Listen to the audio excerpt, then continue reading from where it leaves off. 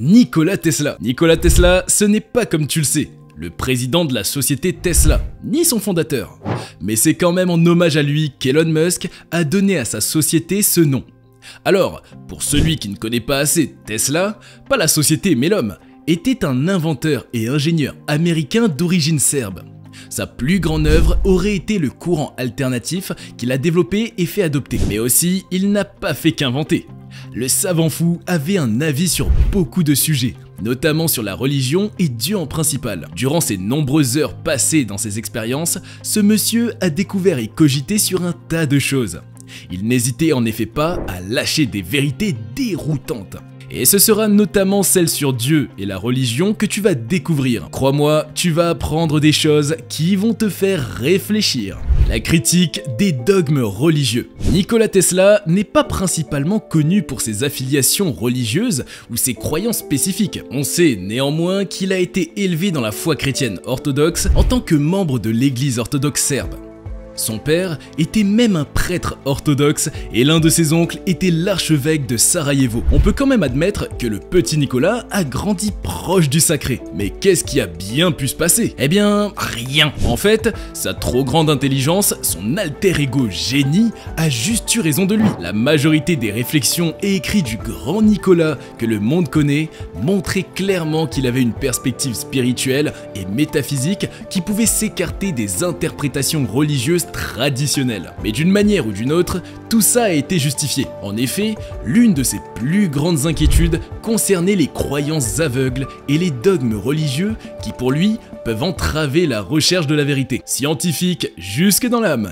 Nikola Tesla a découvert une compatibilité entre science et religion, mais pas entre science et dogme. Il disait notamment « Il n'y a pas de conflit entre l'idéal de la religion et l'idéal de la science, mais la science s'oppose au dogme théologique parce qu'elle est fondée sur des faits, en parlant bien sûr de la science. Les religions, pour lui, sont un peu comme ces lunettes de soleil super sombres, on ne les porte qu'un temps, et surtout pas à l'intérieur. En gros, elles peuvent limiter la vue et rendre les choses floues. Il disait d'ailleurs dans ce sens « Les religions, en limitant leur vision et en péchant la haine, ont créé une situation qui met les hommes en guerre les uns avec les autres, la spiritualité et la science. Tesla était un fidèle fervent de la science. À travers ses travaux, il a compris et déclaré que la spiritualité est tellement nécessaire dans la science. La science sans la spiritualité est une chose morte. La science n'est qu'une tentative de reconnaître consciemment les plans divins. Bien évidemment, ce n'est pas ordinaire d'entendre un scientifique tenir ses propos. Mais c'est justement là la question. Tesla n'était pas comme tous ses compères. Il a bossé sur les vibrations, les sons et les créations. Tout de suite,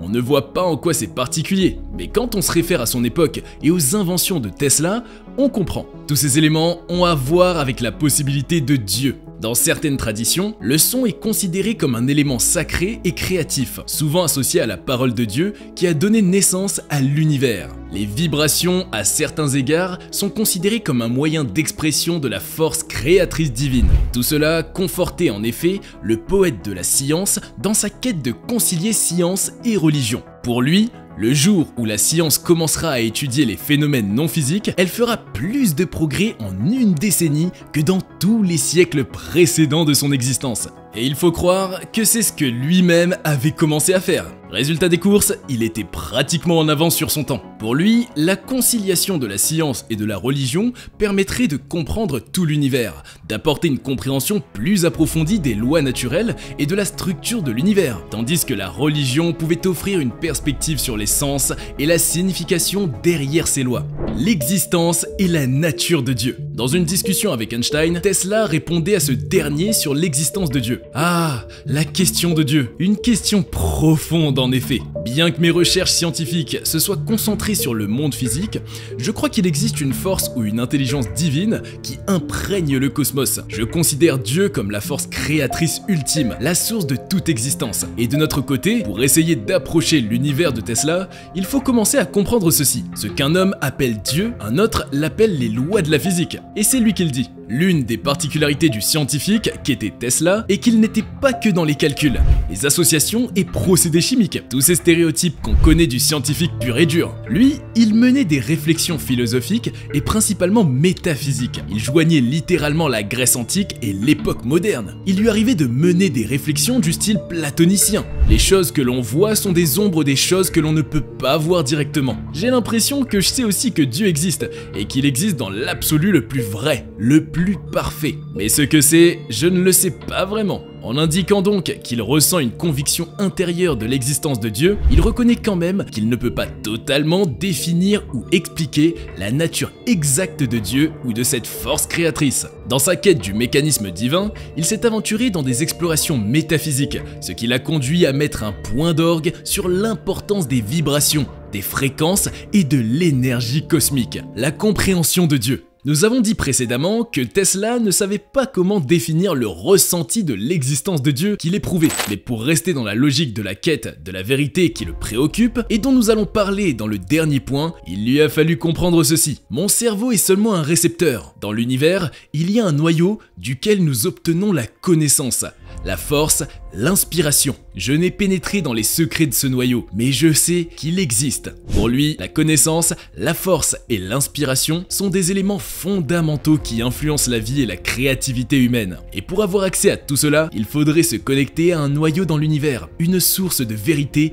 et de puissance qui transcende la simple cognition humaine. Tesla était tellement un génie et un visionnaire qu'on sent réellement que même certaines choses venues après lui portent ses prémices. On pourrait imaginer sa perspective de Dieu comme un énorme satellite de communication planté quelque part dans l'espace, si grand qu'il capte non seulement des signaux, mais aussi des connaissances, de la force et de l'inspiration en provenance d'un mystérieux noyau de l'univers. Dans cette image, le noyau, c'est Dieu, détenteur et pourvoyeur de toute sagesse, toute énergie depuis le début des temps. Et pour avoir accès au noyau, il faut donc être connecté au satellite, et ainsi on aboutit à la théorie de l'interconnexion de toutes les choses, toujours selon Tesla. La relation de Tesla avec une réalité qui est Dieu n'est pas anodine. Il déclarera « Le don de la force mentale vient de Dieu, l'être divin. Et si nous concentrons notre esprit sur cette vérité, nous nous mettons au diapason de cette grande force. Ma mère m'avait appris à chercher toute la vérité dans la Bible. C'est pourquoi j'ai consacré les mois suivants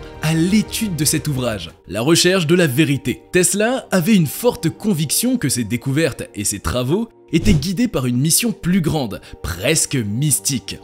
Il croyait qu'il avait un rôle à jouer dans l'avancement de l'humanité et dans la découverte de vérités profondes sur l'univers. Il disait « La vérité ne peut pas être ignorée. Je me tiens devant la conscience humaine comme un exemple de l'effort de l'homme pour la vérité, car il faut aller de l'avant, indépendamment des obstacles. » Les explorations métaphysiques de Tesla concouraient à la recherche de la vérité que chez les philosophes de la Grèce antique. Dans le concret, la recherche de la vérité a poussé Tesla au courant alternatif, aux transmissions sans fil, aux rayons X et radioactivité, à l'énergie libre et à la bobine capable de générer des hautes tensions et de produire des arcs électriques spectaculaires. Cet homme avait déjà pensé à la technologie des smartphones en 1901. En effet, il avait déjà imaginé une sorte de système où il serait possible de stocker des informations et de les envoyer à un appareil que l'on tiendrait dans la main. Et cela correspond aujourd'hui à Internet et mobile et nos smartphones. Il inventera d'ailleurs la radio en 1892 et le premier bateau jouet télécommandé en 1898. Si Tesla a critiqué les institutions religieuses,